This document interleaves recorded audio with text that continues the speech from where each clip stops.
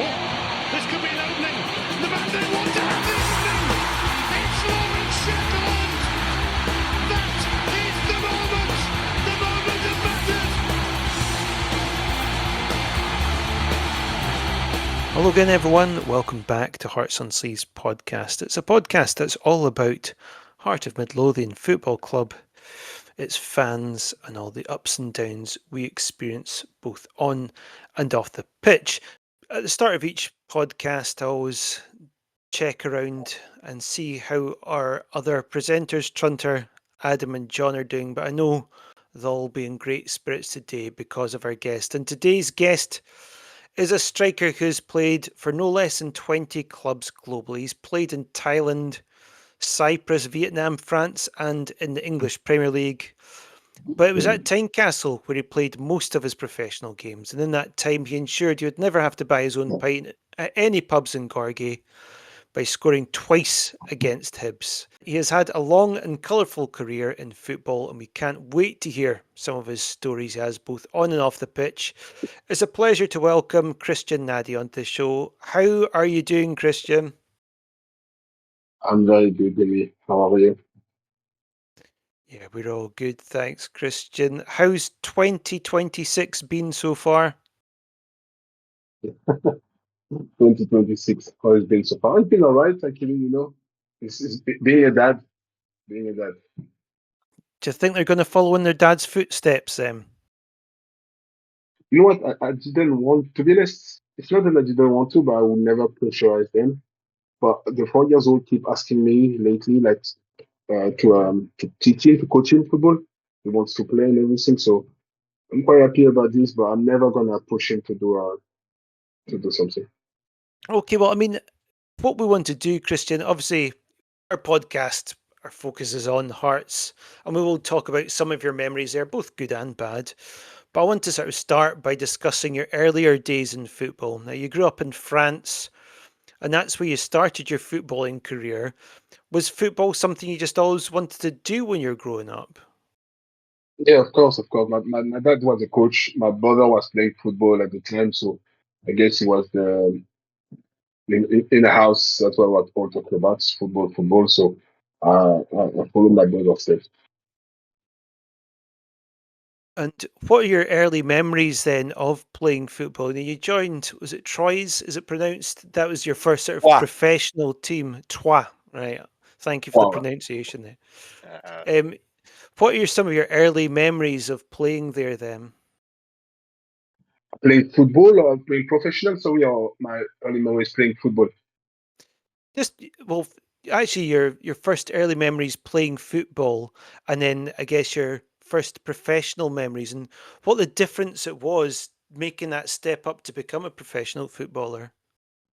My memory playing football, I was probably 6 years old, and I remember actually there was a football tournament indoor, and I was taking the ball and I was dribbling. I wasn't shooting. And my dad was my coach at the time. And I remember, I can't say what he said. They started to scream in the gymnasium. It wasn't a gymnasium. They started to scream.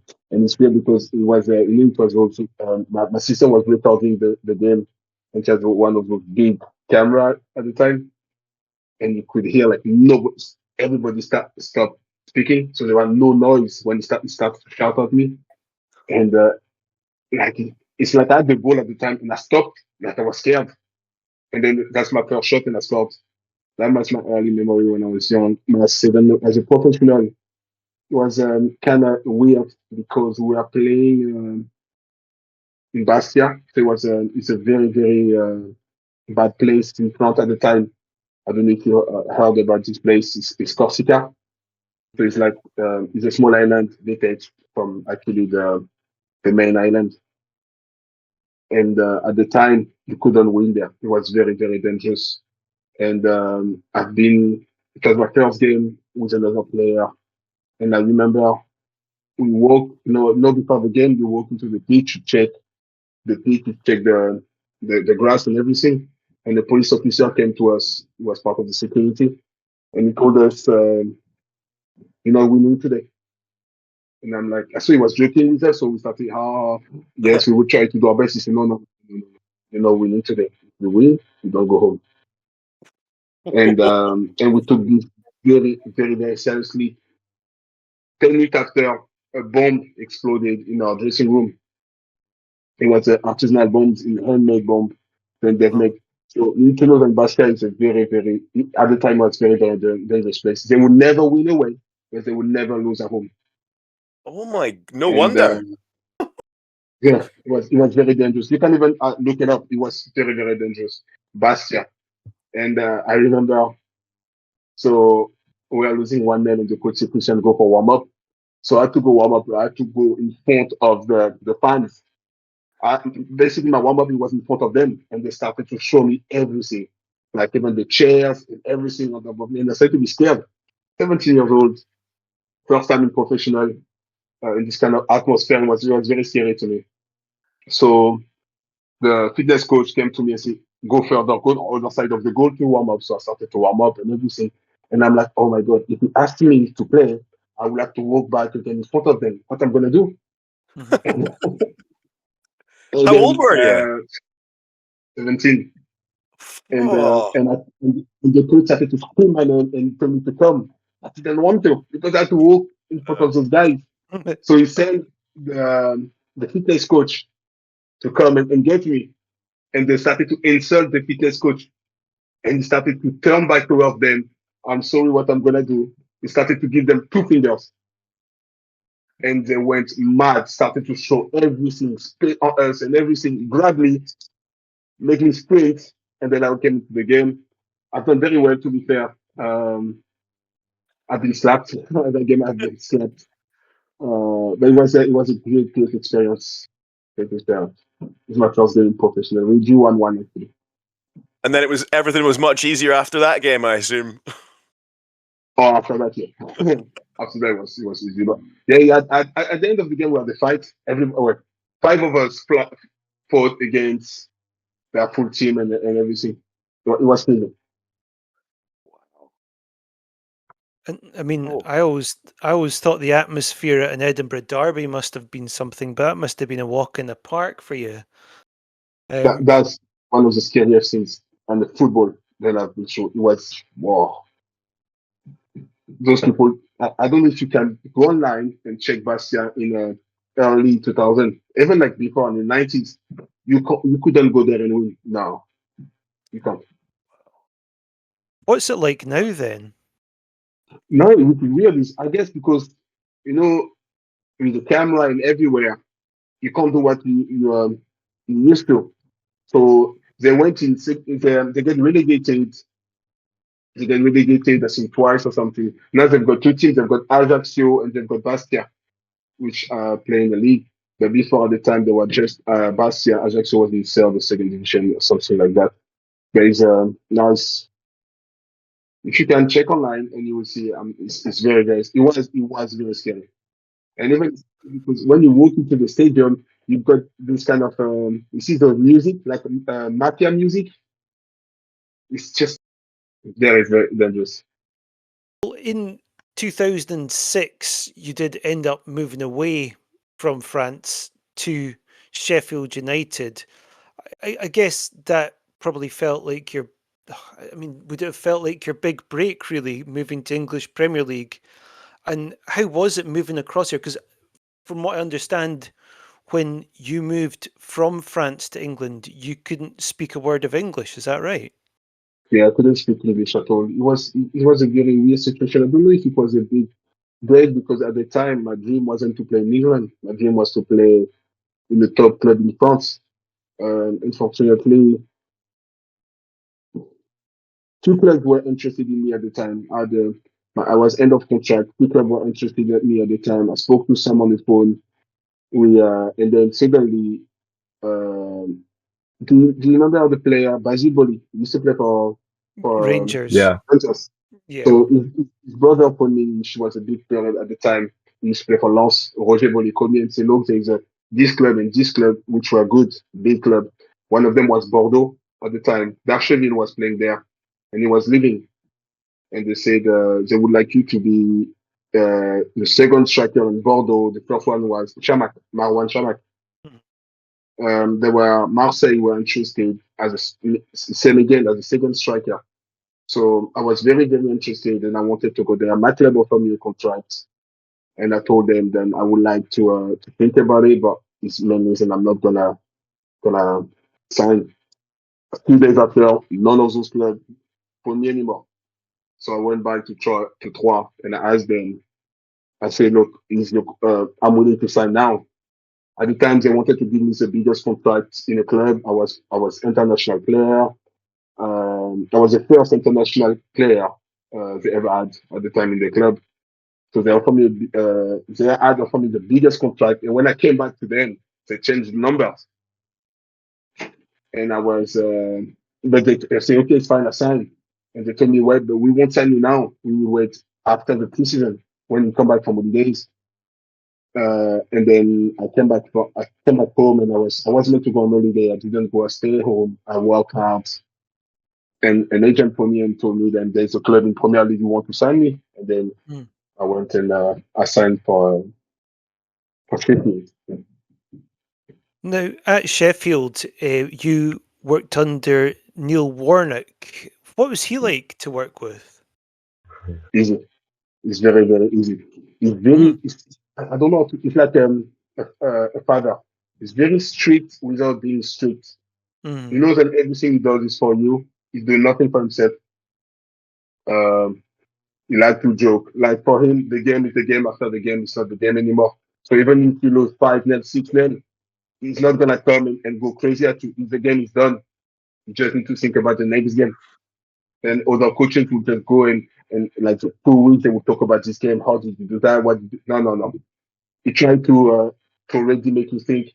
Look, you've got the next game. Then you need to think about. You need to be ready for that game. The game is gone. There's nothing we can do anymore. And that's the first thing surprised me about him. You don't try to make you feel just just an example. The first game we played against my first game where I played was against Tottenham. We came back, we lost the game, and we came back, lost I think 1-0 or 2-1. We came back, and I was in front. You've got these things where you lose the game, you better not speak. You're on the bus, don't speak, don't even cough, don't even cough. Like you better not make any noise. And when I came back here, when I came here, we lost the game, and I saw people laughing on the bus. And I remember I was with a player, what's his name? And I said it was a French player. I said, how come they can laugh? See, that's the way they are here. They need to relax. And then me one lot came on the bus and said, guys, we want a pizza. I'm like, what? And he went to Domino's and bought like so many pizza and he gave it to everybody. I'm like, what happened here? Did we win? There's something I don't know. But that's the way it is. It's just so nice. But when the game starts, like as soon as you go into the dressing room, Yeah. it's not the same anymore. He's there. You need to win. Give me 110%. Yeah. Because he will give you 110%. So you expect everybody to give him 110%. As soon as the final whistle is gone, win or lose, the guy's gone. And how was it in, speaking with your teammates or communicating with your teammates when you couldn't really speak any words of English? And how did Neil Warnock get his messages across to you? Did you just have to learn English pretty quickly then? I had the English teacher who lasted 2 weeks during preseason, and I couldn't cope because preseason is very, very hard. He used to come after training where I could barely keep my eyes open. But so I forgot his name. The other player were French. He was translating me everything. But to be honest, there's people who are, even though when you don't understand what they're saying, the energy that the guys got when he's talking, you can feel it. And Neil Warnock is this kind of guy. I'm sure even if you speak English, sometimes you won't understand him. He speaks so fast and I don't know. Even now, like yesterday was calling me and I couldn't understand what he was saying, but I was just motivated by what he was saying. He's this kind of person who make you, I don't know. Yeah. I mean, one of your sort of big highlights when you were at, one of your big moments when you're at Sheffield United was that goal against Arsenal. I remember that was one that sort of passed around probably me and Trunter actually, we were showing that to one another before, just when we found out you were joining Hearts. And people listening to this, if you've not seen the goal, go and watch it. It is a sublime goal, and it's what the best part about it is. You send is it Kolo Toure for a hot dog, and then just it's just a beautiful finish right round the keeper. If you've not seen it, and I think most Hearts fans have seen it, go and watch it. It's an absolute beauty. Was that sort of a moment where after you scored it, you kind of felt, I've landed in football? Did you feel that as a really big moment for you? You know, it was obviously a very, very big moment for me. It's something that I never forget. It's like saying it's a highlight of my career, unfortunately. Um, but I don't know what to say. For me, it's not the best thing. Since my when I think about Sheffield, my first things in my head is when I played against Tottenham. Not that I'm a Tottenham fan or anything. It's just it was my first game on, onto the English football. Mm, My first step into the pitch where I actually played a game. And the series I played at the time was Edgar David, who were there. And that's one of the players that I used to watch on TVs, and I used to love the way he played, used to love his style. I don't know if you remember the advert night when you had his glasses and everything. hmm And to be next to him, to play against him, it was just a dream come true. So Yeah, for me, when I played against this guy, the guys and I used to watch on TVs and I used to love, and I at some point played against him. You know, yeah, there's no many. I think in a modern football, there's no many players who could make you want to become footballer or make you in love with the game. hmm And I think this kind of player like Edgar Davids, yeah, Nazario Ronaldo, um, John all those Robinson. players, yeah, all those players, and you used to see on TV and say, then you couldn't touch because now it's different with the social media and it's easy to be in touch with the player. You know the post stuff, you know about their life, you know about everything. At the time, everything was an enigma. You see them on TV and that's all you knew about them. And I think I Yeah. love these kind of things. I love the fact that they were difficult to touch, and to touch them, you needed to reach a level to be able to be in touch with them. And I think I felt proud to have been hmm able at some point in my career to have touched that level. yeah, You should feel proud, man. yeah, absolutely. The one thing before we move on to Hearts and your time there, I do want to ask you one final question about your time at Sheffield United. Is it true you broke up a sword fight in the Sheffield United changing rooms? Yeah, I didn't do it on purpose. I didn't even know it was solved. When I've seen it, I wanted to run away. But it was between Claude Davis and Ade Akendi. I think they've been in a night out the night before. And Claude Davis is usually somebody very extrovert. He like to make fun. He like to joke. He's very loud. And Hmm that day was just very, very quiet. He was doing stuff like this. He was moving, but I didn't know what it was weird. And then Ade Akendi came, threw his bag on the floor, and started to go straight at him. And what's happening here? So I couldn't even understand. They were shouting at each other. I didn't know what they were saying. But I went in the middle and I started to come on that stop. And then Danny Weber pulled me and said, look. And I looked and I showed the sword. I'm like, oh, what am I doing here? And I moved back and I said, and I watched from far and then they came down and stuff. But yeah, it was those two guys that were so much bigger than me as well. It was How did crazy. he? How did he even get a sword? Listen, I don't know. I really don't know. You don't want to know, I don't think, probably.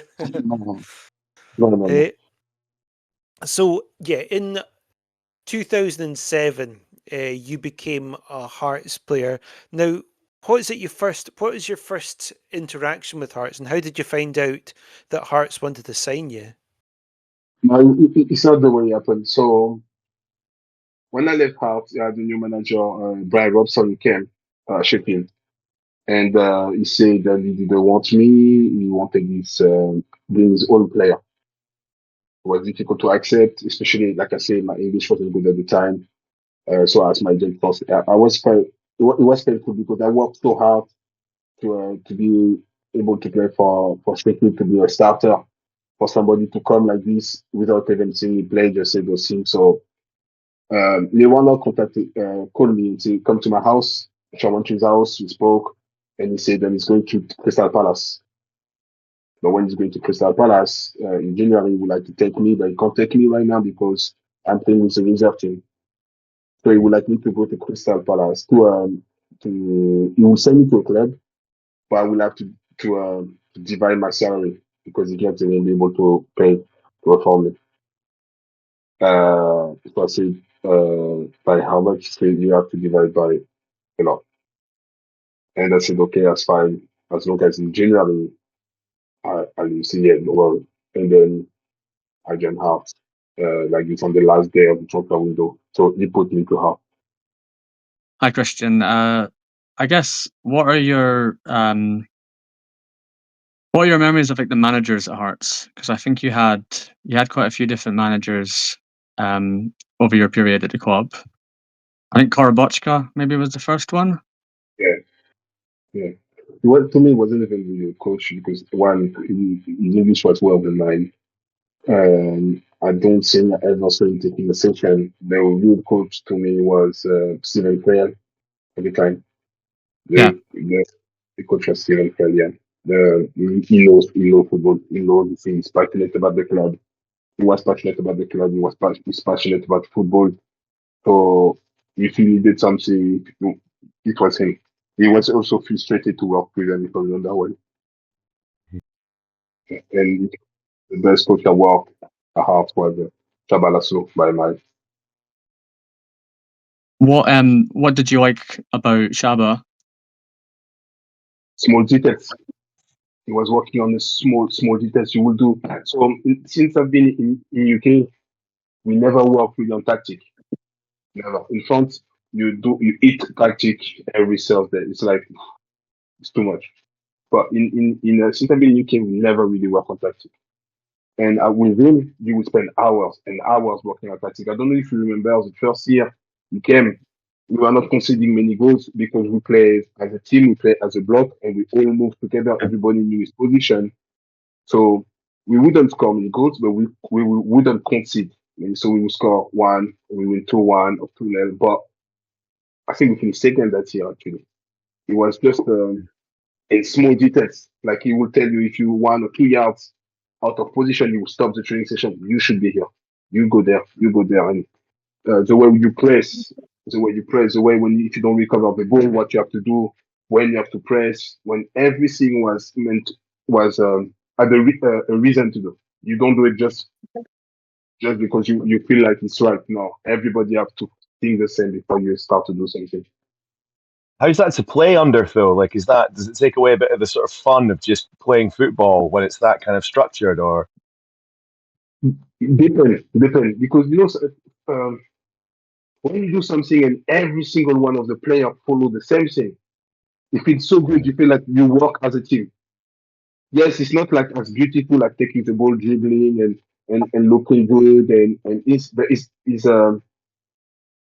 I don't know how to explain. It's just we are everyone looking the same way. Everyone work for each other. We don't work to look good. We don't work individually, or we're not gonna work for him because no. We all work in the same direction. We all want the same. We want to achieve the same.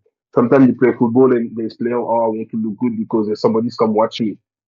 Because this girl come watch me, or because I can dribble and that will make me look good.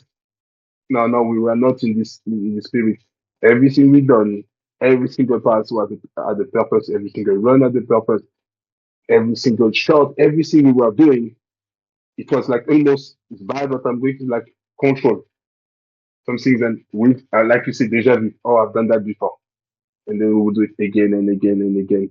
The training session will be almost the same when you work tactically. The corner kick will be the same. The free kick will be the same. Every set piece is something that we worked in training. So everything we've done, we knew what to do. There is no confusion when you are playing, except one game. Was and I'm Shabba waiting your for that. favourite coach at Hearts, do you think? Yeah, yeah. Yeah. As a coach here, I like Jim Jeffries as well as a man. Class. What was Andy Driver like? Because he was at my school, and then Mhm. so I've played one or two games against him, like pretty much just on like the school playing pitch, and he'd a piss out of out of the like. I'm a bit older, but yeah, He was Andy Mascarawa. Andy Mascarawa was so fast. Was so fast. yeah. I should have had a much better career. Some of the players in that generation, if they were playing now, there will be something else.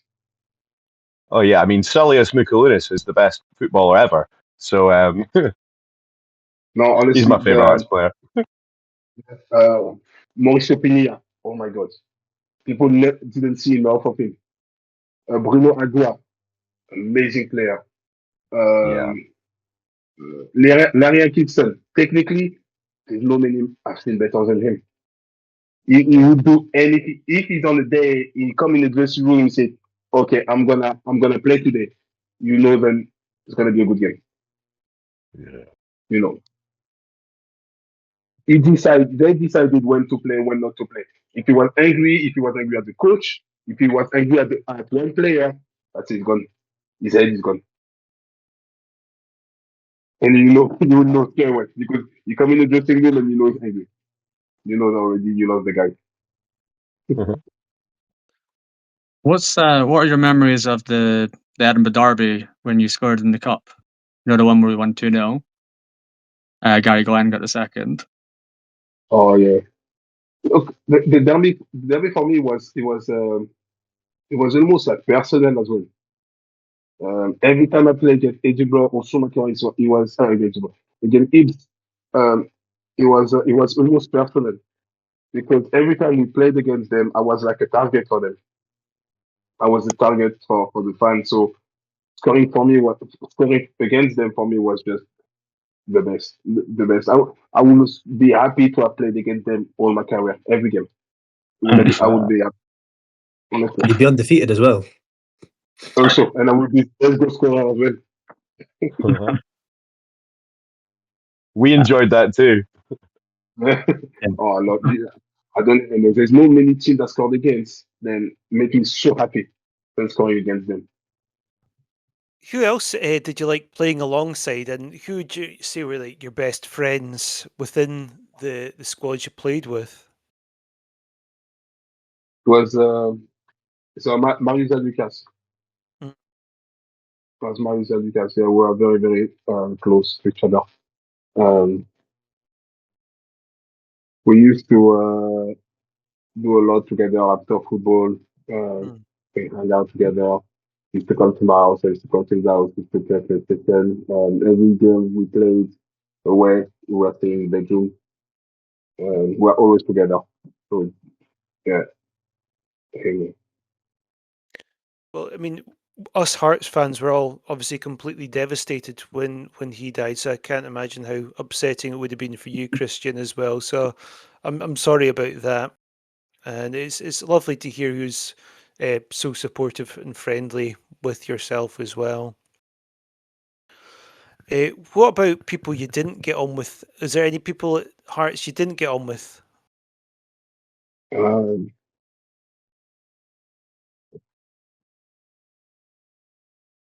uh, yes, of course. Yes, there were a couple of players. One player mainly. Yeah, one player. Can you name them? Or is that Yeah. Michael Stewart. I knew you were going to say that. that's a good one. I'm happy with that. Yeah. Happy with that. Not surprised. Don't think you're alone. What was he like to play alongside? Yeah, it's I don't know. I don't want to say No. much about it. You're being He's very not gonna listen to professional. that. He's not gonna listen to this stuff. Oh, he said stuff about me on his show, so Oh, Yeah. I know. And I think he just likes to be controversial. To be honest, he likes the sound of his own voice. Like it. You don't even. I mean, we He's used to coming on joke. next week. I think for me, I think in few players was thinking the same. If Shaba been sacked, it's mainly because of him. Oh, Yeah. Wow. Mm. that's interesting because when I listened to a podcast a few years ago with Stuart, and he was praising Shaba Laszlo a lot. I It wonder was what. pretty slow until something happened. Okay. It started to be so. Him and Shabalas. So Shabalas, when he came, he had few players. Then he was trusting. So Michael Stewart was one of them. And so before making the team, he would ask Michael Stewart and say one other player. And they would speak in office, and then I don't know what happened, and then they would come in with the team. But the last few months of before he left, Tabalasso left, he started to bring more players. So there were me, there were Marius, um, there were Stuart first, Michael Stewart, and then another guy. And then he asked Stuart, Michael, not to come anymore. And I felt at that time, that's when he started to isolate himself. Like he wasn't the Michael Stewart and come and, for example, try to boost everybody and things like that. So we saw a difference in him, and that we saw a difference when he wasn't in one of those players who used to come in his office and speak. And that's what I think. Yeah, Well, I think that makes sense because I don't know. My impression of Stuart is he liked managers who kind of like Shaba, who maybe gave them a lot of responsibility. You know, whereas like he hated Craig O'Vean, for example. So I think yeah, that's really interesting to hear that. I think you say it's the kind of player who like to have responsibility, like to feel important in the team, and maybe that's why when he feels this way, he will give 100%. He feel like he is needed, and because he's Yeah, needed, needs to work out for everybody. But as soon as he feel like he's not needed the way he wants to be needed, when he's playing, he's not giving 100%. It's like somebody else will do that. You should ask if you can Jim Jeffries what he think about Stuart in interview. I wish we could get Jeffries on as well. Yeah, maybe Mhm. Christian, maybe you can put in a word for us to Jeffries. Ask him in interview. What would you say are your most positive memories of playing at Hearts? What were your kind of best moments or your overall kind of impression of the club? No, the club is a big club. It's a big hamburger. The fans, you know what? The half fun are special. They love you one day, the next day they don't love you. You need to fight every day Mm. to get the love. You can't take the love for granted. If you want something, you need to deserve it. And that's something then, unfortunately, I think, according to me, I failed. I failed. Not because I didn't have the qualities, because I never, and it's difficult to admit. I was speaking with somebody today, actually, and I said, my most regret is give, not have been serious or give 100% on when I was a heart. And because of that, I never fulfilled the potential that I had. I started football very, very well. Um, and then I was working very, very hard. And then when I left Sheffield with the way it happened, I stopped working out. To be honest, I stopped working out. I started to have not a life in the industry where I was like a clock. Everything was on time. I was going out. Everything was boom, boom, boom, boom, boom. And when I came to Hearts, with disappointed of leaving Sheffield, the promises not kept. Um, I my best friend was living with me at the time with Sheffield came, and then he said no, he's leaving. So I found myself alone. When I found myself alone, like I said, my English at the time again wasn't really, really good. So to not be alone, I brought few friends again from back home, and I don't think there was the right person for me to have for me to have but to come here with me. And then I lost myself. So that's my biggest regret in football is not to have gave everything I could for a club who wanted to give me everything. Yeah. And I guess you were quite young, I think about early 20s when you came to Hearts, so maybe that was still a learning experience for you at the start of early on in your career. Yeah, of course, but you know what? It's not that's the job that I chose, and I should have. There's not many people who manage to become professional and play at this level. And like I say, I was blessed, and instead of working, and I stopped. I stopped. I spoke to Nilsson one day. When was it? So when he came back from Leicester, I spoke to him, and he told me, Christian, you have the best potential in the team, but you've never been fit. The whole time you were out for 3 years, you've not been fit, and that was very very frustrating for everyone. And when he said that, it clicked. I just done the bare minimum, the one I was half. So hold the ball, try to how you say, link up players, um, be strong, score 2 goals.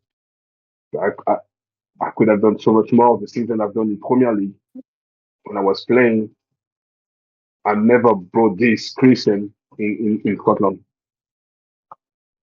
I would even in Scotland, I would say a heart, and that's one of my biggest regrets in my life, to be honest. Even though I say I would never regret anything, boom, that's what. Mm. I've always thought since I think I'm about 6 months older than you, Christian, and now that I'm in my 40s, sometimes I look at footballers now through like a different lens than when I was younger, and I think about how difficult it must have been for young men coming through like in their teens and into their early 20s and stuff. Like when you came up to Hearts, you were such a young man. Like you think about, oh, maybe you didn't like work as hard as you could and stuff. When I was 21 to sort of 25, I was fucking nuts. I didn't work hard at anything, and that was just my life. I had a bunch of different jobs. I was hanging out with Jamie all the time, and no one was watching me and kind of judging how well I was doing as a young man. And now I look back on that and I think it must be so hard for professional footballers with everyone, kind of judging how you're getting on at such a young age. And I just think it's like let's say like I'm in my 40s. It's like I look at it totally differently now. Like I don't just like judge. Oh, he was fucking shite today, or he's a lazy arse. Like with some of the footballers, I think these are young men. Um, Mm-hmm. it's just That's what different. people. I mean, that's why people sometimes don't understand your soul. Is yes, when you see somebody, the guy maybe left his family, he probably left his family abroad. It's not from Yeah, here.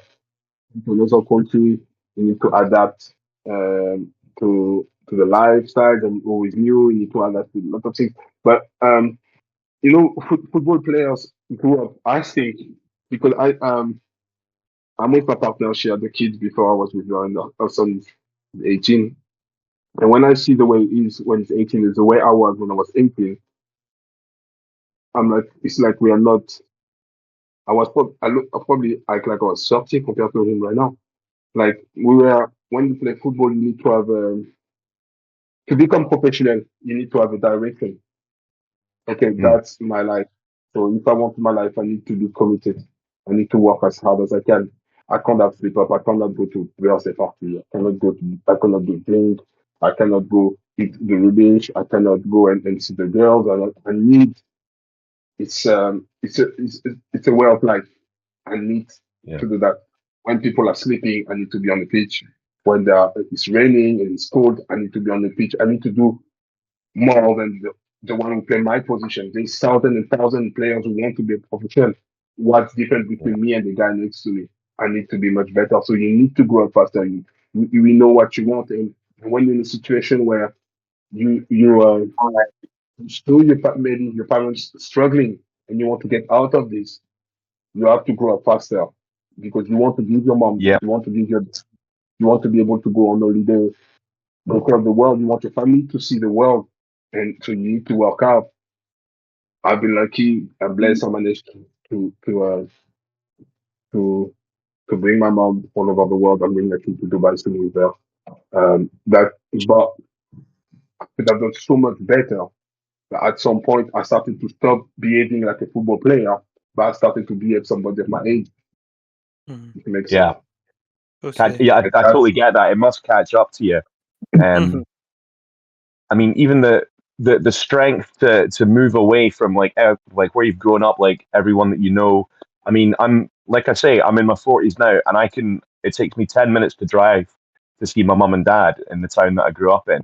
I've never really lived that far away.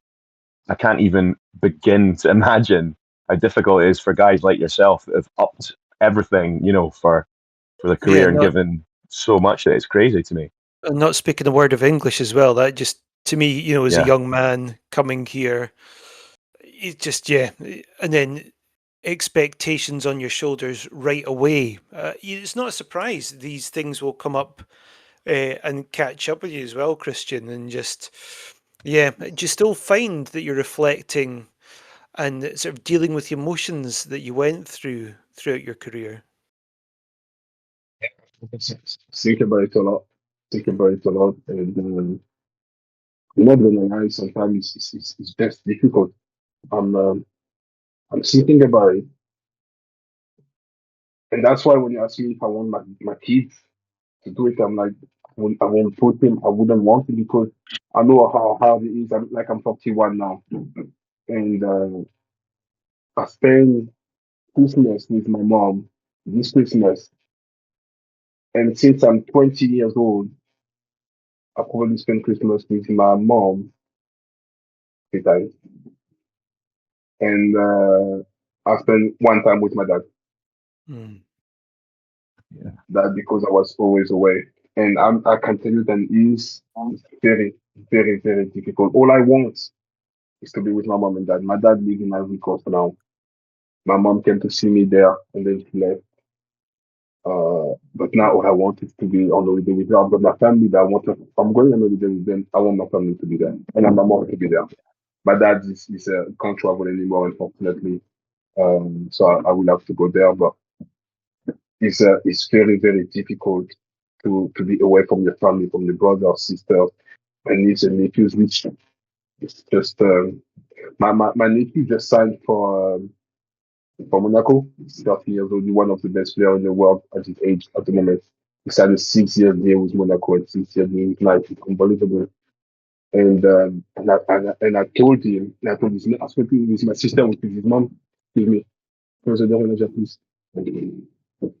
And I told her, she said, I don't know how mom managed to do it with you. And so now he's moving to Monaco. He's 13. He's moving to Monaco when he's 15 or like year. And they're looking for a house to be close to him, to move near him, to be close to him, because she's scared and he's ended up being like me or my big brother, living away from his mom and brother and sister and dad. So she wants to keep him close because the money is good. The money is good. The fame is good. The fun is good. But you lose so much. Mhm. You lose so much when you go back home and when you get older and you start to think and you see people. It's like when you see in the movie and you see people, their family together playing with their mom and their Yeah. dad, and you see people going, I'm going on holidays. You've got matching pajama Yeah. I never had this, and that's not something that you Yeah. can come back to. It's done. It's gone. And I think about this a lot. Think about it. I wish my mama had a health problem no long ago. This year, I think it was around May, something like that. Like she almost passed away. Like she was literally, the doctor say, hours from passing away. Oof. I wouldn't have. I don't know what I would have done if this would have happened because I can't sit down and know my mom. She's there, but I don't know her. I never really lived with her, and I was it's really very, very, very difficult. When you come and you think about it, you try to be strong. You've got kids now, so you try to But if you sit and you think about, yes, I managed to become professional, I reached my deal, I've reached the goal, I have did that succeed in life? What's life? You start to asking, like, weird question, you start to be, it's just, it's difficult. I think there's nothing more important than family and love and everything. Money come and goes, pain, that's not very important. Living from what you love is amazing, but once again, it's love. But Mm. when you're a young kid and you don't realize. Sorry, I don't know if I keep talking, but when you're a kid, you don't realize that you just want to have fun. You just want Yeah. when you grow up, you're like, oh, I want my mom.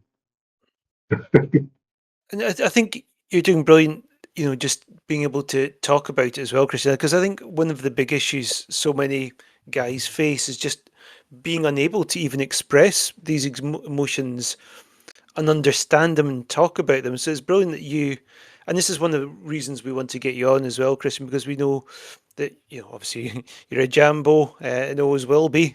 The fact that you're able to talk about this, and I think it's just so important to have people like yourself being able to talk about the mental health issues that you're facing and so forth. So no, just thank you for opening up about it because I think it's such an important thing to do. I just want them sometimes to know when fans, I understand fans love the club. They love the club. Then the club, for some are everything. You know what? They have the stressful week, like a rubbish week, and the only time where they can beat themselves and they can put everything out is when they go to the stadium and watch their player Yeah. play, their club playing. They play with their when the fans come, they come with their heart and everything. They need to realize the same feeling that you go when you're at work and your boss is bad, or you're Yeah. at the back work and Mm. everything. It's the same for a football player, and it's sometimes even worse because he's got so much weight on his shoulder. It's not about money, but then when the player go onto the pitch, he don't represent just the club, he don't represent himself, he represent every single people who are on the stadium that day. Mhm. And sometimes you can freeze. It happened to me. You can freeze and then you're scared to do anything. And sometimes you've got something at home when you're not well, but you can't show, and you have to come and so many times I came to a pitch and I wanted to. I was so sad and I have to smile. People see me and I have to pretend and everything. Are you? Yes, I'm good. I'm good. Are you? But I just want to cry, and I just want to feel that they are human, and especially if they are young. I remember I won't even see his name, but then one player came for one coach and he came here and he said that it was hard for him. It was very, very hard for me to miss his family. He was on his own, and everybody after that got the addiction to do stuff, just to feel less lonely. Was there anything that you did, either yourself or with other people, that you found helped you get through tough times, or any techniques that maybe just made you feel a little bit more calm or more comfortable? So now is the gym. I need to go to the gym where I can focus on something else, where it make me think about something else. And then when I'm doing it, it's like I'm forgetting everything.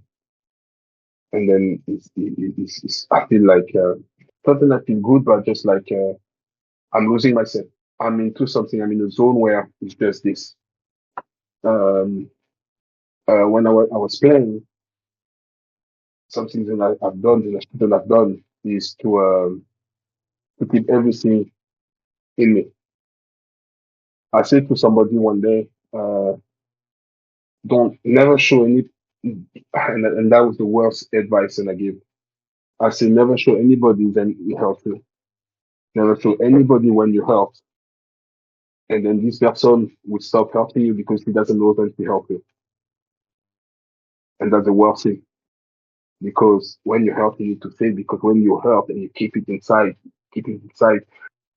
it's like something is burning inside you all the Yeah. time. And it's destroying you every day, little bit, and everything you see. around you will remind you the pain that you felt. It's very, very weird. It's like it's an example. You break up with somebody, and then let's say your name starts by A. Everywhere you're gonna go, you're gonna see initial on a registration, a car, or a shop, or a letter, or anything, and everything will remind you of this person, and that's what killed you. So the best way, and I understood that maybe too late, and maybe that's why it took me time to be happy, is to just exteriorize everything you feel. You need to say if it's good, it's bad. You need to can't keep it to yourself because it will destroy you. It's very, very weird. It's like uh, sometimes I felt like I couldn't breathe, but Yeah. no, it's a pain that you can't. You know, somebody slap you. You know, somebody slap you. It's physical. You touch somebody, touch me. Somebody push me. But somebody who you can get hurt while smiling and is inside. You can't take this pain away. You can't just remove it or put some ice or things. It's inside. So the only way for this to get out is just to speak about it. Is to get it out, and it's the best way. And maybe not everybody will listen, but there's one person who'll be happy to listen to you and help you. And sometimes it doesn't even need to help. It's just need to be next to you and listen. Because you don't need answer. Nobody's got really the answer because nobody goes through what you're going through. But you just need to be able to excel. You don't wait for an advice. I don't. Sometimes when I used to speak, I wasn't waiting for somebody to come and give me an answer or give me a solution of the way I'm feeling. But just being able to say what I have to say to come back home. It's really interesting seeing you talk about it there. You know, talk about difficult things, but you're actually talking with a smile on your face. You know, it's not like, oh, this was hard. You're actually going, it was hard. Like, this worked. I feel better. Like, it's good to see just the difference in how you talk about it positively now. It's just you can't talk about something and then try to come and say that's what you need to do and feel bad about it because say you talking rubbish, you don't even do what you're saying. I've done it and it worked, and that's why I'm happy. I'm not gonna lie. If I would have kept everything inside me, I don't even know if I'd be here right now. It's just too much. It's far, far too much. Everybody's got something in their life at one moment where it's, for somebody else it could be it's nothing, but for you it's so big. So now, how can you explain something so small to somebody, so big to you, but for this person say, "Oh, man up." So you Yeah. need. It's, everybody's got trouble. Every single one. It could be small, it could be big. But we just need to be able to speak about it. And like I said, I'm saying I do with my life because with a smile on my face because I'm so happy to have found the way to get rid of. I didn't know for years and years and years. And once I find out how to do it, I'm like, oh, that's good. I don't like you. Why? Because you're not nice. Before I would keep it to myself because I wouldn't want to hurt because I feel bad and I don't want anybody to feel bad because I'm feeling bad and I don't want anybody to feel what I'm feeling. It's not that I want to hurt the person, but I need to be able to come and say, listen, I don't like you because of wow, of that, that, that, that. So I need to get myself away from you because I need to think about myself because people usually hurt inside, they think about everybody else before to think about themselves. And that's another thing that you shouldn't do. You need to think about you. Yeah. I mean, I don't know if it makes sense. that's kind of why we started this thing. You know, we've been doing this for, when did we start this, boys? My God, it's a while ago now, isn't it? Must have been like July maybe or something. July is what I was Yeah. going to say. Yeah. And so we do this like most Mondays, and I always like come away like like we always start just like checking in with each other. And I was thinking the other week, when there's no other times that I've done that until this year, like just talked to some other guys and just got these things off my chest and talked about like when I've been hurting, and you will always come away and it's like, oh my God, I feel so much better. I feel like listened to, it's almost like you can make problems in your head kind of make sense to you when you, like you say, when you get them out of here, you can deal with it. It's not just burning away, and yeah, it's a good thing when people just start talking. Yeah, that's all you need to do is just talking. Like I said, you get punched, you've got the black eyes, you put some ice, Yeah, you hurt, easy. you put something. And so the only, like my dad used to tell me, or he used to, he tell me, then when you go see a counselor, the way the counselor help you is by talking to you. Hmm. And the way you help yourself is by talking. Don't give you anything. It's just by talking. And talking is the best way to heal yourself. It's just talking, getting out all the negative. And Yeah, I never really understood that until I've been told I'm depressed. And that's when I said, oh, that's what it means. Being able to take serious to speak. And then the thing is, when you speak to a counselor, the way the counselor helps you is by listening. yeah. Christian, what are you doing these days? What's your main focus, both football-wise and just within yourself as well? I'm trying to help the kids who want to play football. Mm. I'm trying to so last year I took Elijah, close the door, please. I took some kids from here. Close the door, please. Took the kids from here and we went to France. And we went to Antalya. I wanted to show them the difference between Scottish football and French football, how academy work in Scotland, in France, how kids of their age were in academy, leaving their mom, leaving their dad, where they were living. So we played against 3 teams over there. We conceded 31 goals. Conceded 31, but no, we conceded 29 goals. Conceded 29 goals. Conceded 29 goals. Conceded 29 goals. Yeah. Ugh. Well, To be fair, a learning experience. Yeah, it looked bad, but we played some very, very, very good football. We played against a team where my nephew was playing. We lost 12-1. They were 1 year younger than us. But all of those players we played against, they all signed for a professional team. And when I say professional team, I say they play for some play for PSG, some play for Monaco, some play for Marseille. So basically, those guys are future star, and not the small one, future star. We play against Troyes, Troyes, which is an academy. So those guys train 5 times a day, 5 times a week. Sorry, they play 5 times a week. So they're always playing. They know each other. They could put a bandage on their eyes. They will find each other. Once again, we didn't look bad. So my thing right now is because when I watch football here, I see people don't play enough football. And when they want to play, they need to pay. They need to pay to use the pitch. They need to pay to do that. In France, you want to play, you've got a park, boom, you play football. There's goals, you play football. Everything is free when you want to play football. Yeah.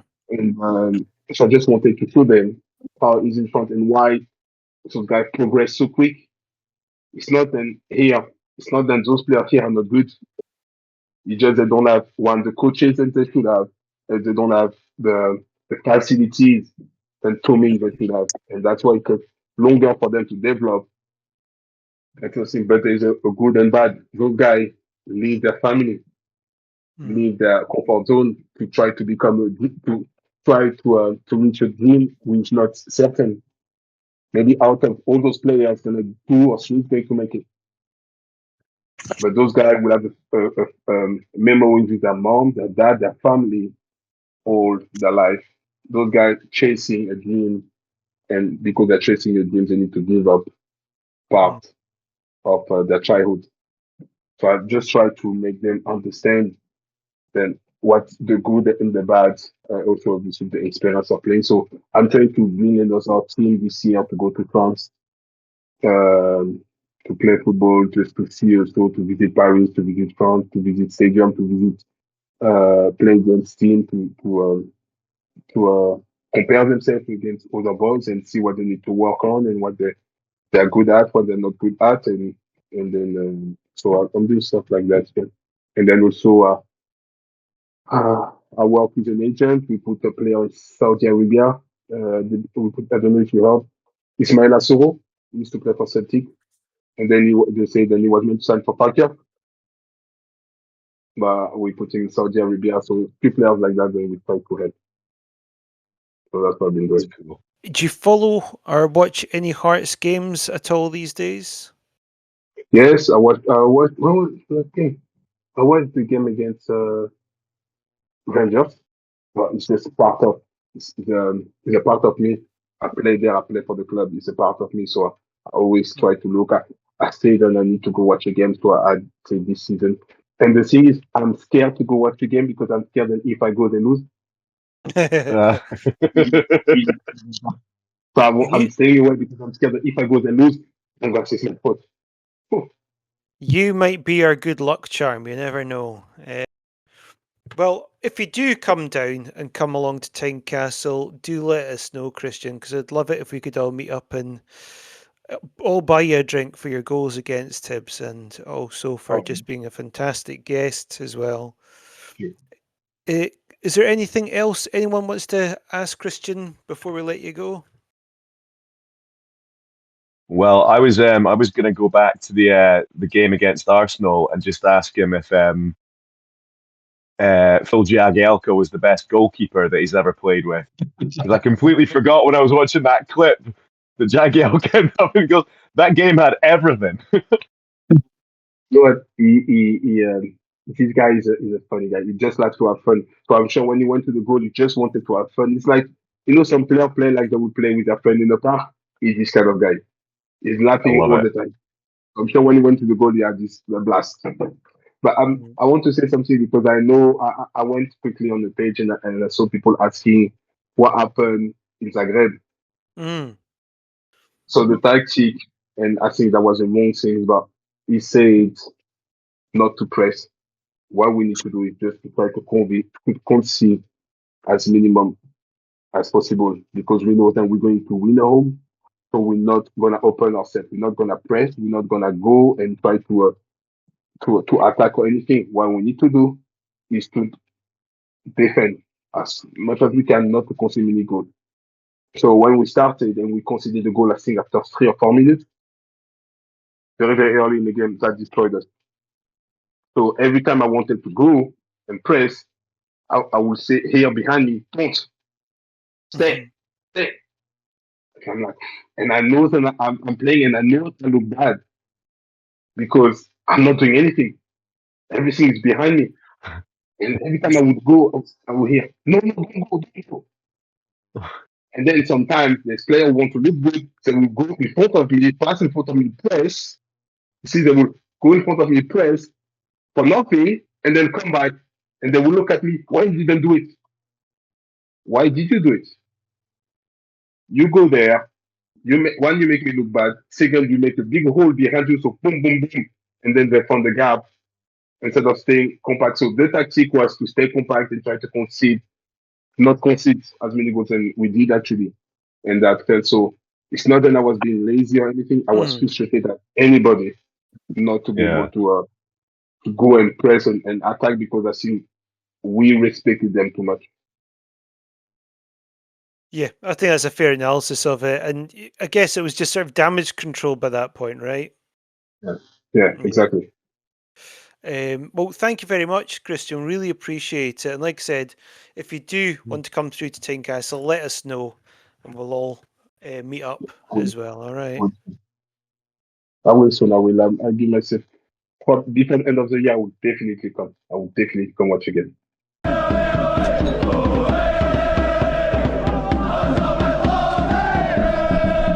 Our thanks again to Christian for coming on and being so open.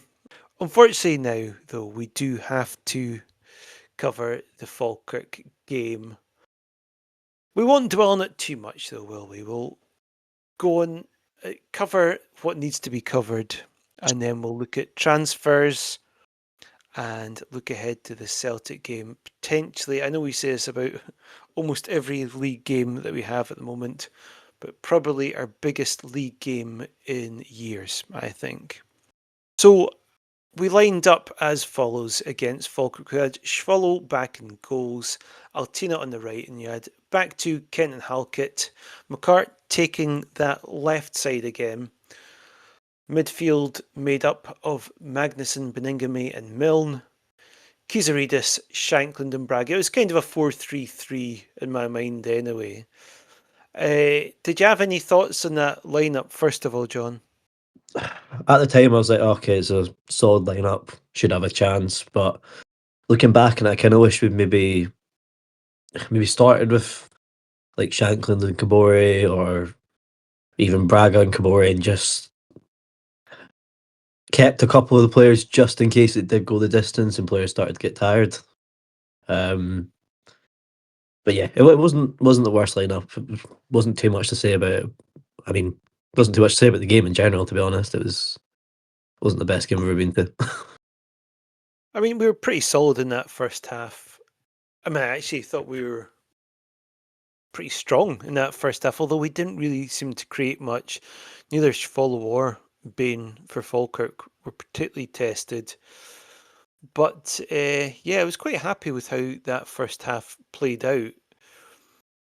I guess the fact that McGlynn made 3 changes at half time says it all, really. And those 3 changes did work for him. But before we go on to that, Adam, what was your thoughts about that first half?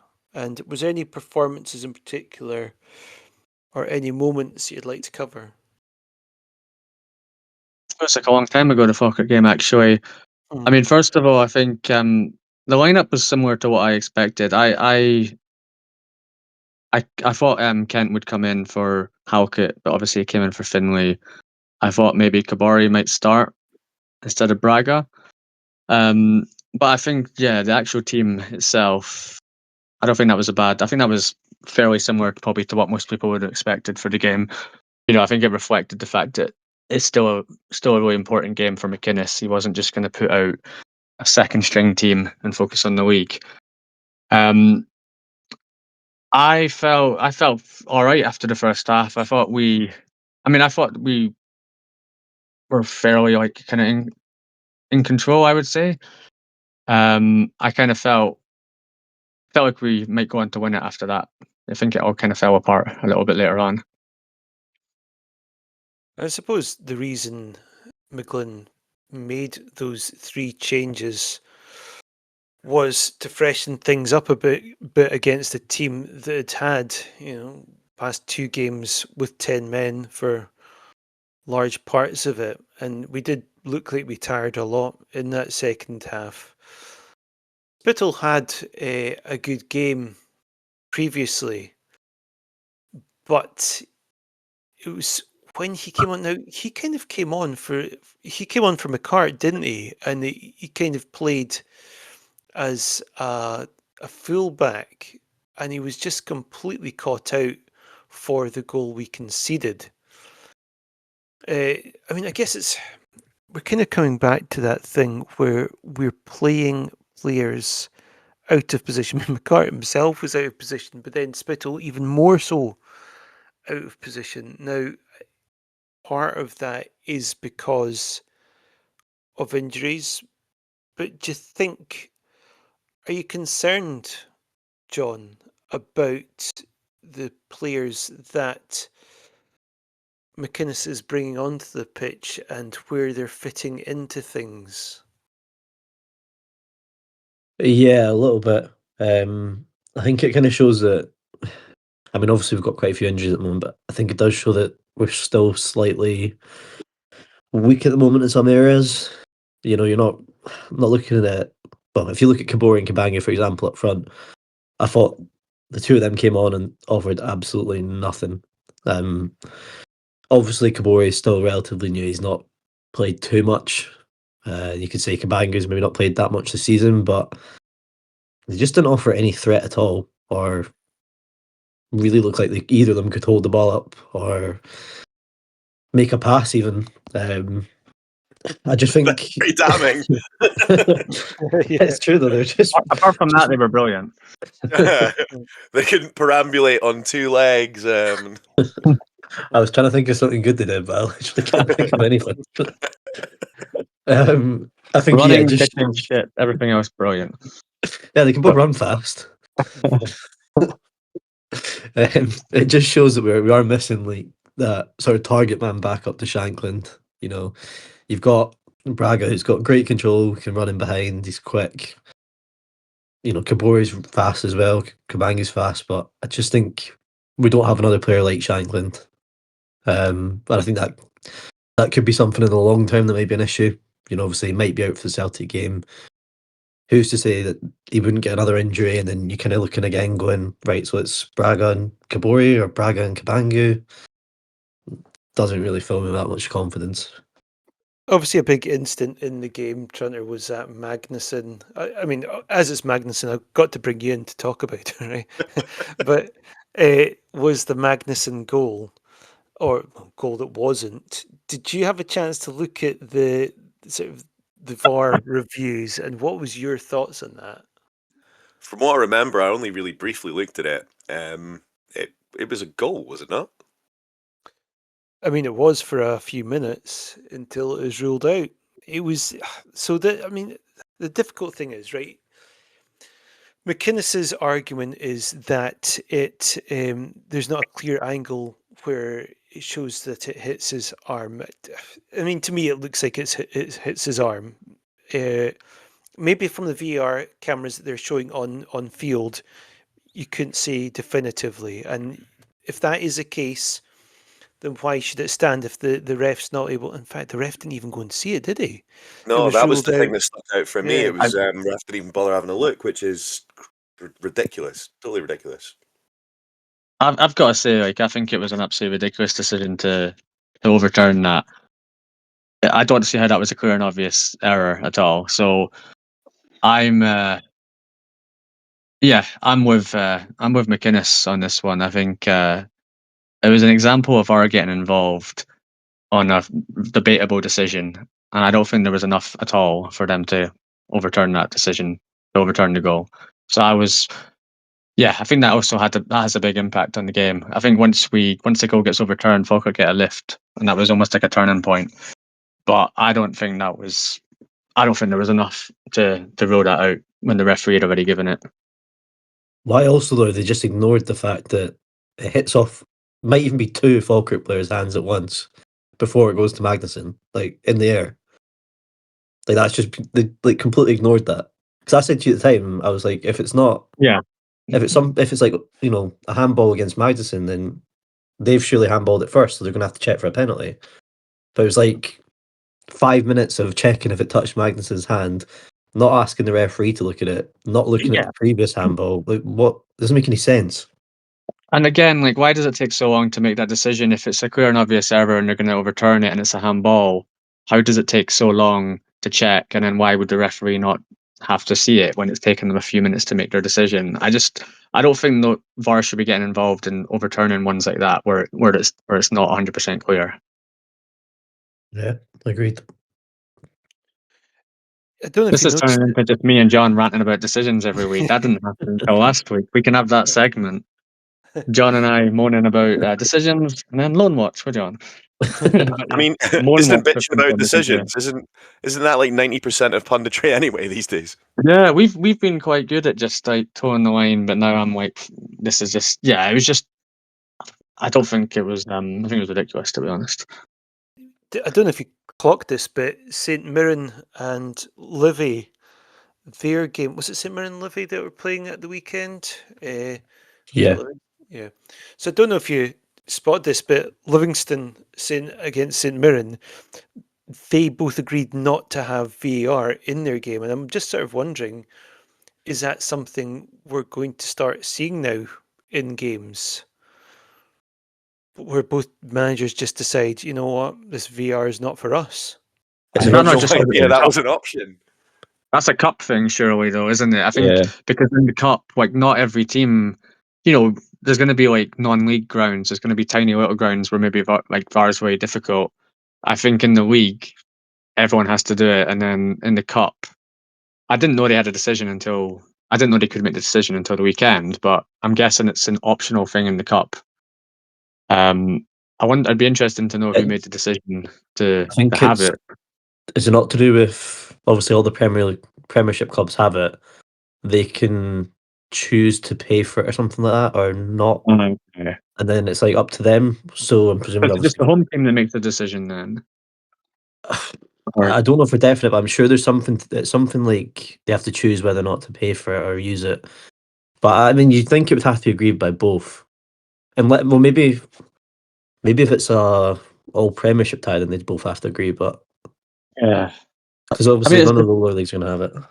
it seems a bit strange to me that you can have a round of the cup where some teams have it, some teams don't. It just seems a bit like inconsistent. Yeah, It's quite odd to me that there's that kind of variation depending on which match you're at, because it can have a big impact on games, can't it? yeah. Maybe we could start having it like for 10 minutes and then not having it for the next 10 minutes. See Yeah, what's going right. I tell you, but whilst we're on the subject of things that give us the rage, like it did my head in that there was some Falkirk guys in the director's box properly celebrating and all that, right beside, because we got tickets in the PR section, because for cup games, we try and get those ones first. So we're right beside the director's box, and why would they allow them to come in there and then celebrate like that? You'd at least assume if we're going to have dignitaries or whatever you want to call them from Falkirk, at least they'd just be a bit respectful. But they were going absolutely mental. it It was like was commenting on ridiculous. everything though, right? They were every Yeah, single thing they're commenting on it I loudly mean, as well, making it obvious. Yeah. one of them had a Falkirk scarf on as well. Even it was like he was a supporter. So at one point there was a bit where like Falkirk got a free kick and he said it was a dive. So the guys behind was like yelling how it's embarrassing, how Hearts are like cheating and stuff. And you're just like, they're sitting in the same section as like Hearts players and like McKinley and stuff. He was 4 seats Uh, away from the line or something like that. He was literally like a metre yeah, away, honestly.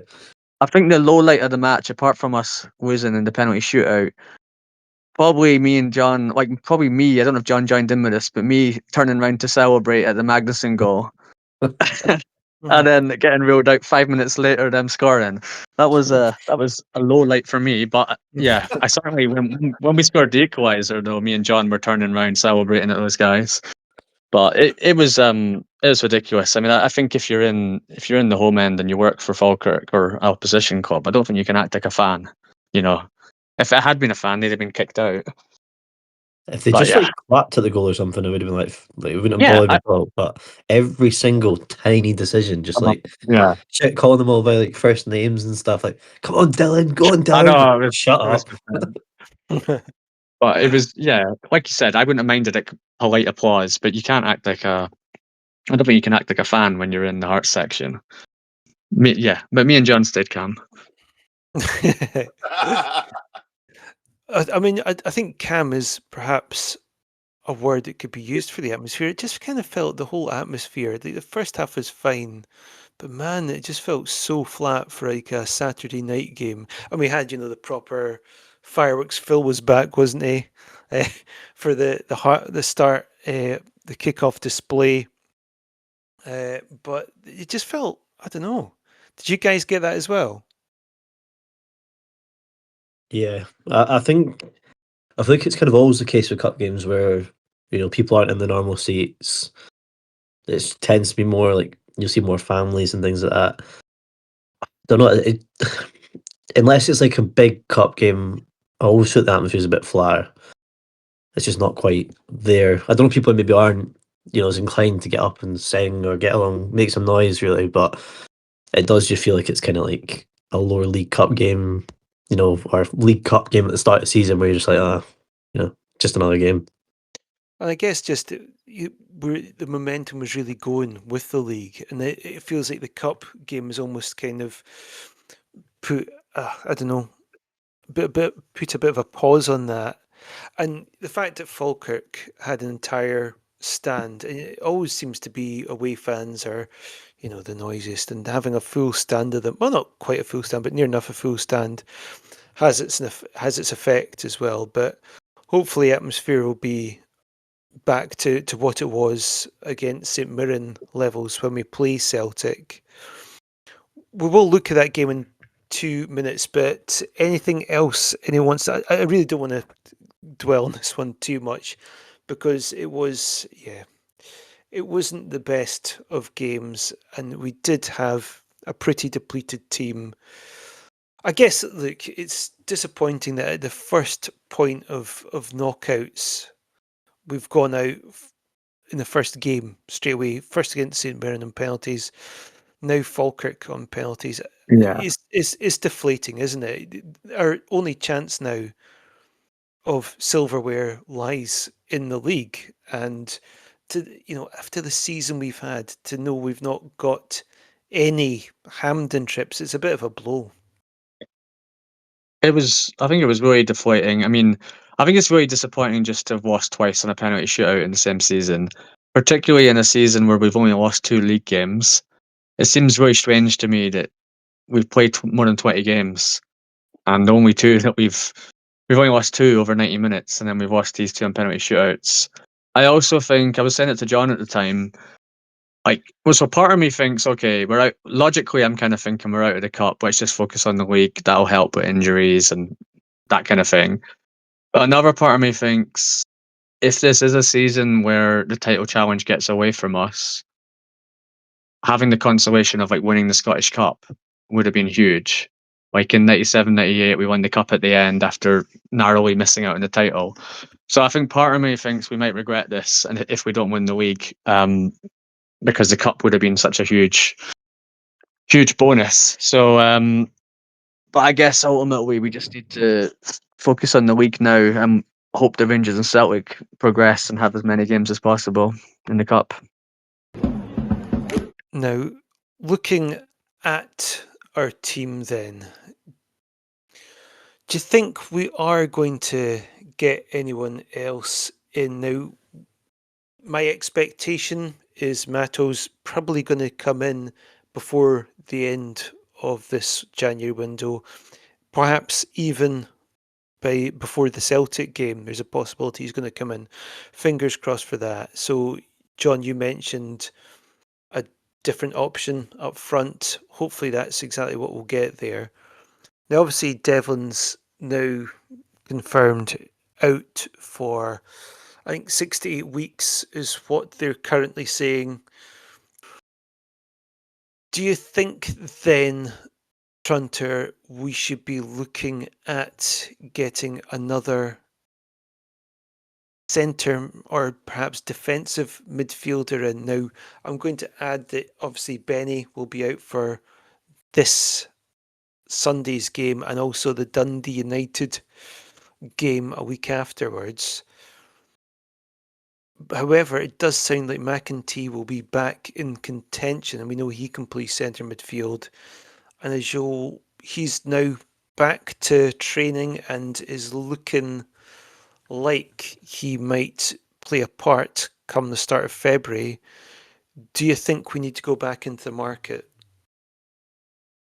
I think we probably do need to, but I don't think we will. It'd be great if we could have someone in there.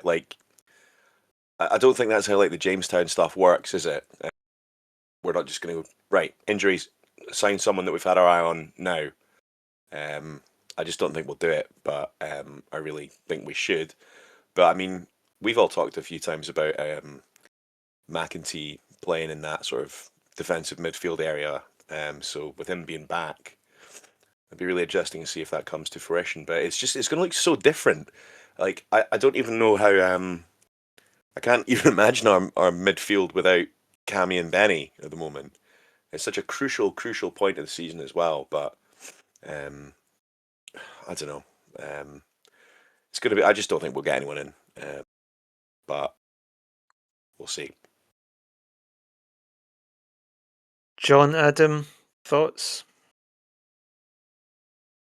I think we will. I could see there being Matto and maybe one more. Or I guess it depends. I think Matto's going to come in as just sort of more of a left winger. to play, with Kizzy or play as his sort of alternative. I don't think we will sign another sort of target man striker, but I wouldn't be against it. Like I said, just in case Shanklin was to be injured for longer or pick up another injury. I think the main one is a centre midfielder. I think we have to at the moment. You can't go into the Celtic game and rely on McEntee, who's meant to be getting his injections to play, who probably won't be anywhere near 100%. Magnuson, who's not particularly comfortable probably on the ball, and then Spittle, who admittedly has been decent recently and looked good, just probably isn't the sort of quality you want to be playing against. Celtic's midfield, like players like McGregor. I think you need like a Devlin who's just going to be in there, cause a problem, break up the play. Whether Jamestown can find someone under that sort of profile, I guess we'll find out. But I think it would be important for the Celtic game. Might as well just talk about the Celtic game then. Obviously, Shanklin's the other concern for it. He came off limping at the weekend, and we'll find out for certain one way or the other on Thursday, because we're going to an in conversation with him and Robbo on Thursday, so we'll report back on that one afterwards on our social medias to let you know if we think he'll be playing or not. Fingers crossed he will be. What are your thoughts going into this game then, Adam? This is probably the closest I've come this season to saying I might take a draw, whereas pretty much every other game I wouldn't have taken a draw. I'm still not completely set on that, because this team's kind of surprised us a lot this season with some of the good results they've been able to get. So now that there's been a couple of days, I'm feeling slightly more hopeful again. Yeah, I mean, O'Neill, he's not even so much as drawn a game domestically, I don't think, with Celtic. So, yeah, I can understand why you would take a draw right now. What about yourselves, John and Trunter? Would you take a draw, or do you just go for it? Well, I mean, I'd take a draw, but I've got a bad feeling about this one. But no, I'd definitely take the draw. But it's just we're not. I'm not saying like play for the draw, but it just feels like this is one of those moments within the season when we're a bit depleted. I don't think that just really going for. I don't think we've got the squad at the moment to really go for it. Just to me, it doesn't feel like the kind of one that we're going to be pulling off some amazing attacking play. I think think defensive and gritty, get this result, take a point, and build from there. I think, rather than throwing caution at the wind. Bit depressing, but. I mean, I think my feeling, John, is that it's not so much about our momentum, but Celtic's momentum. If they come away with a win, that does change the mood music within Celtic. Obviously they've been getting wins. They've been the game against Falkirk, they were poor. I mean, we can't say too much as we only drew with them over 90, and they managed to win. But they still, you could quite happily say Falkirk probably even should have won that game. And against Auchtenlech Talbot, they only managed to score 2. Again, it was wave after wave of attack, but he just didn't really seem capable of finishing. What's your thoughts in going into it? I still think if our players turn up, we have the better team. Regardless of the injuries. I mean, it's obviously going to be a lot more difficult, but Celtic don't have a player like Kizzered who's going to take someone on, can create something out of nothing. Defensively, we've been so solid, even with 10 men. We've been those last 2 games, obviously before the Falkirk one, not conceding at all out of those 2 games is incredible. It's obviously going to be hard, but the other factor to think about as well with Celtic playing Bologna for the week. I think was it Thursday or something like that, or Wednesday. You know, if away there as well, if they could get battered, coming to Tynecastle after getting a doing in Europe, you know, would also work in our favour. And I just don't think they've got that same. Again, I've said it before, but they don't. Old Firm don't have that same threat this season because people have been beating them. They've got a bit more vulnerability about them. I think at Tynecastle, there's every chance we could do it, but be a tough game. Just to be clear as well, like I wouldn't at the Falkirk game. I said I'd take a draw for Celtic, but now I probably wouldn't now. It's the closest I've been to saying I would. I just think there's something about this season and this team that they can surprise us. You know, we've been written off several times this year. We normally respond well and bounce back with a win. So I could kind of see us surprising everyone and getting a win at Tynecastle. I just think there's more to this team, and also I don't think Celtic are that strong either. Okay, predictions then. Trunter, you can start. Rubbish 0-0. Okay, scorers. Adam. I'm gonna say 1-0, and I'm gonna say Shanklin starts and scores. I'm going to say 2-0 Finlay and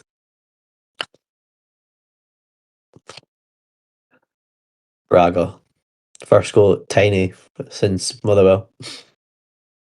What about you, Jimmy? Well, I think we didn't even mention them, but Chesnikov obviously had his debut there. He looked a bit lost, to be honest, because, well, we weren't doing particularly great, but he did win us a penalty, didn't he? So I think he's going to be bolstered by that penalty winning performance. Get on the score sheet as Will Halkett. I think it's going to be 2-1 Hearts. Okay then, John, Lone Watch. Has not been done. Fine. Quiz. You guys take it in turns to name a team that we've played in Europe, and you get a bonus point if you get the score right, or the aggregate score. Could be a short game. John, you can start. Heidenheim. Yes. What was the score? 3-0 to them. 2-0, sorry. Oh no. Trunter. Spurs. Yes. Oh, that was a friendly. That was a friendly, wasn't it? No, we No. played them in the Europa League as well. Oh, thank Christ. Over 2 legs. Do you remember the aggregate score? I feel it was. I don't think. Did we score? No. I don't know if I'm just going to tell you the I answer remember. here. remember. No, I'm sure I remember it being something. They got like 5 or 6. I think it was 5 over the 2. Yes. 5-0. I'll give you that. Can I get a bonus They won point for they missed a penalty as well? Yeah, and who saved it? Jamie McDonald, Harry Kane took it. Our favourite former player, actually current player, B team. Yeah, Harry Kane took it. That's right. They won 5-0 at Tiny, and then we drew 0-0 at in White Hart Lane. Jamie. Fiorentina. Yes. 3-0 at home, 5-1 away. That's pretty good knowledge. Mm-hmm. Almost sounded rehearsed. That's why. That's why I said it like that. Fiorentina. I Bonus remember point it to very get a well. minute of the- Sorry, carry on. Fiorentina away, I remember it very well because first of all, 5-1 away, but also it was on my wedding and I was getting updates of the game during my groom's speech, and I was at the home game. So I Fair actually enough. I remember that was like the most depressingly like. I mean, we got beat 3-0 by Fiorentina. That's not a big issue within itself, but that was like the least I've seen us offer in a European game or any kind of game ever. It was just a depressing watch. Anyway, moving on. John. Victoria Pilsen. Yes. Sorry, it's just you said it in a funny way. You're right, No, Victoria Pilsen. I was trying to think if it was. I don't know if it was actually Victoria or if it was, I just remember being Pilsen. I can't even remember. Did we play them over 2 legs or not? I literally. Just say anything. 2-1.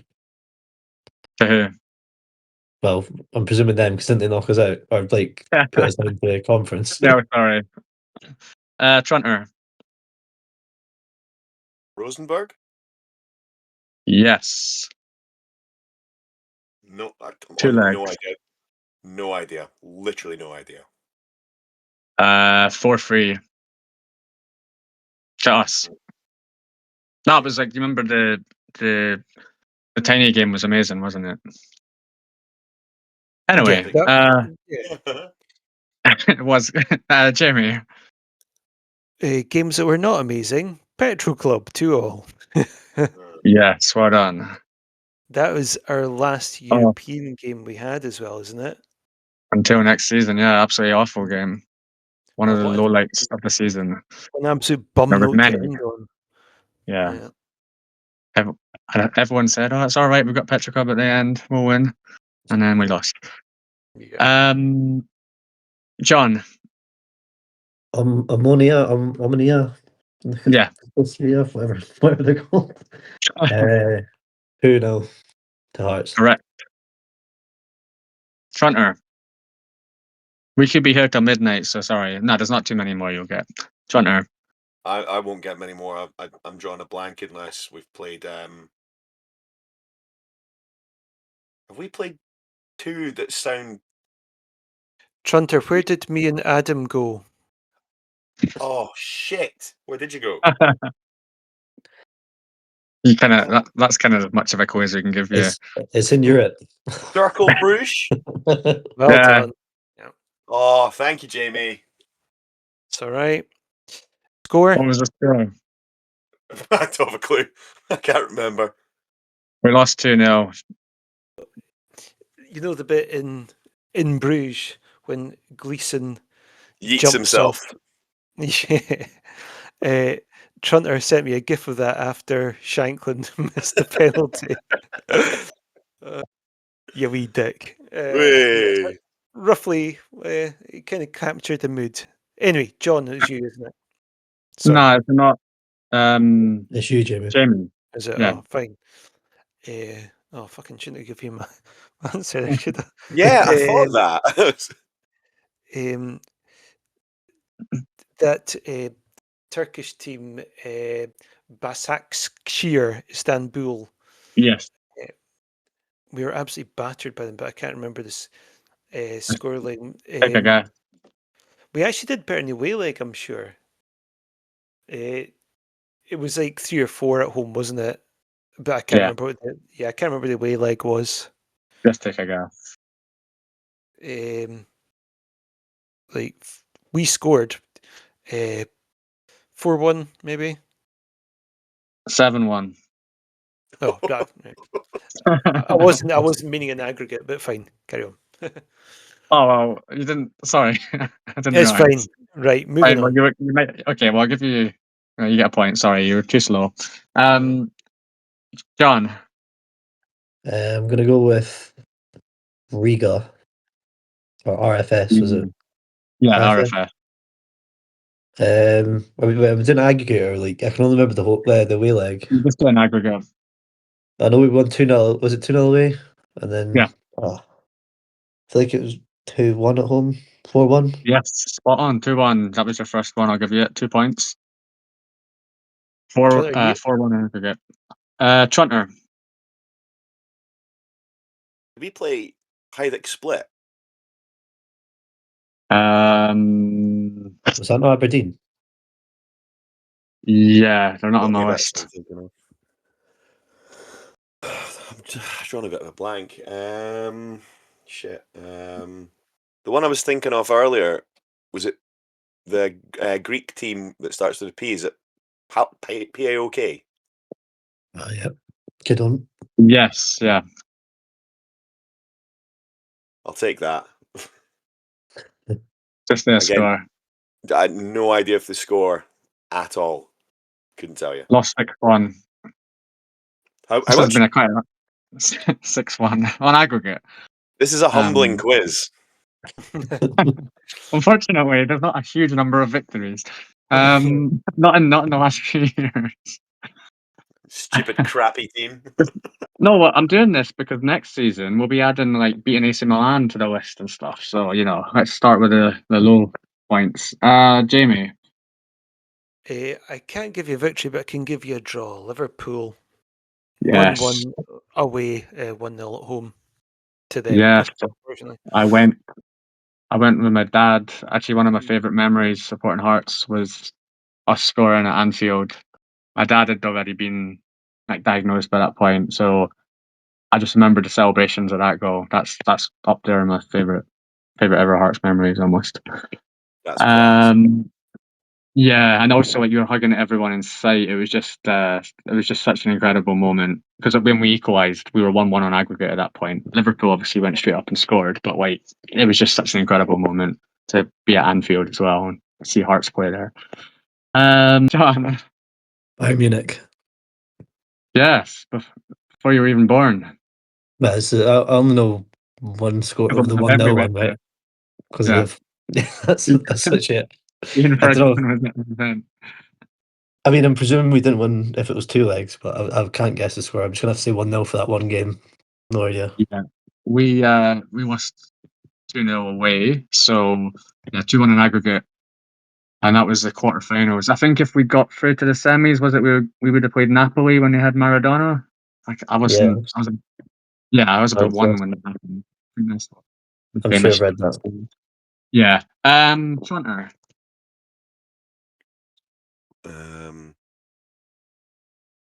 No idea. Brøndby. No, I think you're getting dangerously close to having used up your lives. I'm. We'll give you. You've used up 2 now, or maybe That's fine. 2. You can I do mean, one more TSB. guess. And then... Zurich. Yes. 2-1.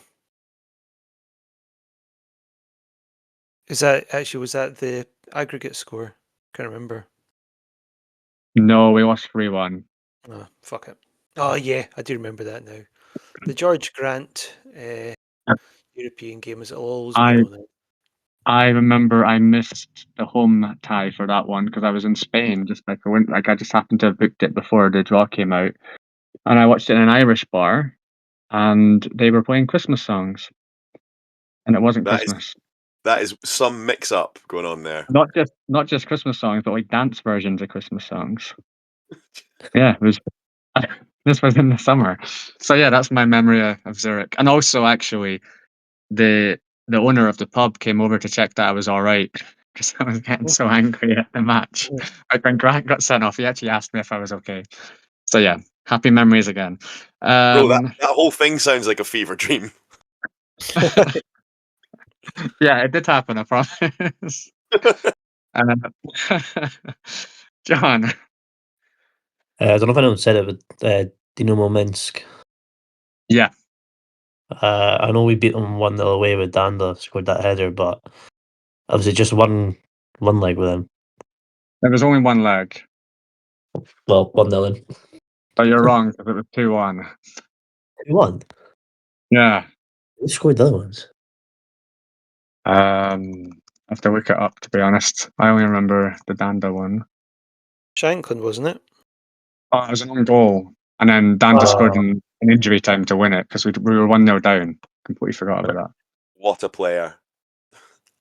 I was an empty ground as well for that one, wasn't it? Because they're from Belarus. Yeah. I don't know if this is just in my head because of the name, but my last best hope is, I'll do it in the form of a song. My last guess is going to be Braga. Yes. Good one. Corey Yes. O'Brien. Just say a random score. 2-0 to Braga. No, we won 5-3. That was we won that one and we got into the group stages, like the old group stages back then. Not bad. Yeah. Good going. Jamie, there's no Kizaridas, by the way, just if that's your next guess. Um, I opt for Hayden, Kizaridas. Heidenheim. That's already been said by John, so Oh that shit! doesn't count as the wrong one. That just counts as not Fine. listening because Well, there was another one where I wasn't listening to us. What's the one where you're saying like would have played Napoli if we got through? that was Bayern Munich back in the 80s. Ah, shit, that's the one I was going to say. The other one in that case, Nade mentioned them earlier, Bordeaux. Yes. I can't remember what it was over the 2 legs, but we won by single goal, I'm sure. In Away France, in. yeah. Yeah, but I can't remember The the first leg, overall. wasn't it? Yeah. Was it 2-1 overall aggregate? Yes. Yeah. That was. They scored an incredible goal at Tynecastle. No, I didn't see it. I don't want to see it. Yeah. But we won though. Anyway, so John. This one's a bit more of a guess because I'm sure it's the only time that Robbie Nielsen scored. I don't know if the club's right. Was it Basel? Yes, correct. Oh, well I'm not Good even one. not even guessing a score because I have no idea. I just know Nielsen scored. We won 2-1. So there was only one leg because that was the group stages, and back in the old group stages, you only played the team once, either at home or away. That was it. Trunter, hanging on here. about to go out. Based on the success of my last answer, I'm going to go with Sporting Club do Hjalmar. Close, but you're out. Would I have been right if I'd said Sporting? I was just being nice when I said close to be. Damn it. I'm just trying to make you feel better. You You're not almost named the welcome. football club. You said words. Jamie, back to you.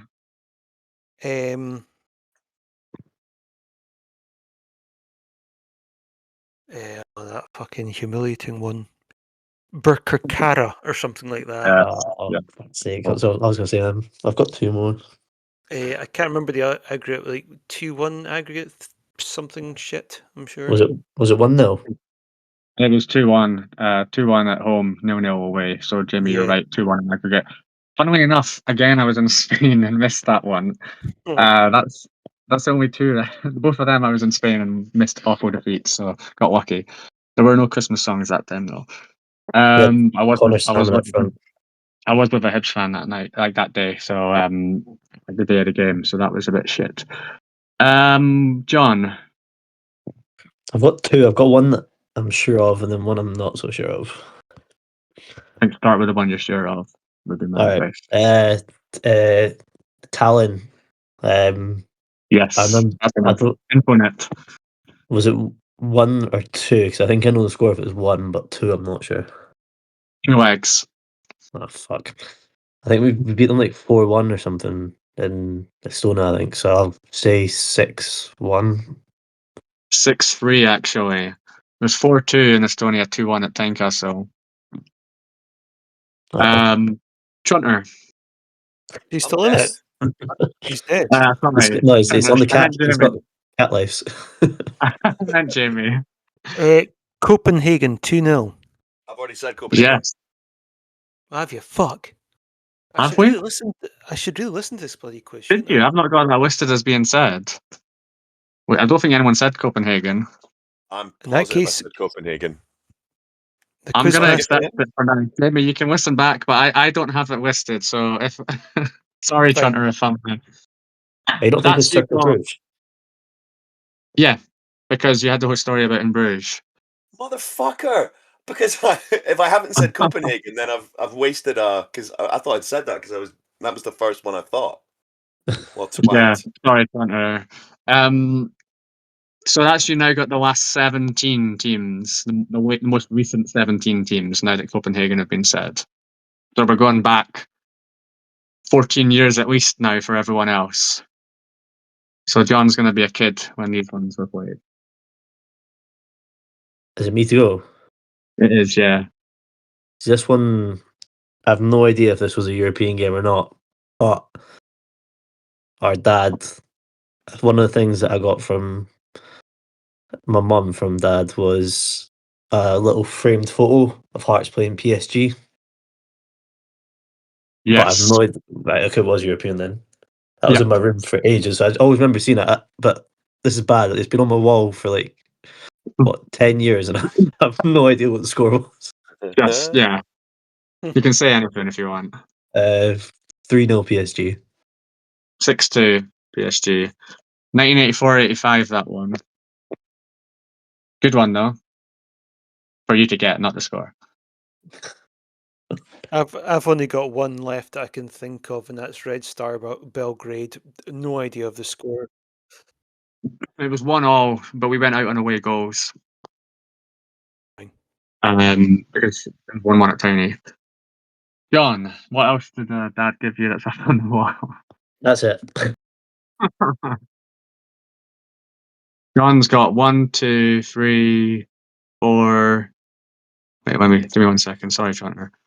1, 2, 3, 4, 6, 7, 8, 10, 11. Jamie's got 1, 3, 5, 7, 8, 10, 11, 13. Yeah, Jamie wins. Right, that is By the it. way, just one last thing. You could have got a little known Belgian team. 1961-62. USG. Yes. I didn't even know we played them. In the Fairs Even Cup. Didn't But even yeah. realize they were a thing back I then. didn't know they were at that point. Well, that's it for this week, everyone. Thanks very much for listening. We look forward to speaking to you again after the Celtic game. But before then, please do follow us on our socials. Let us know what you think. Leave us a review if you can. And on our socials, you'll find us on Instagram, X, Blue Sky. And as ever, you can contact us through our email. It's heartsunsleevespodcast@outlook.com. Okay, thanks everyone. Look out for each other, and we'll see you next week. Bye for now.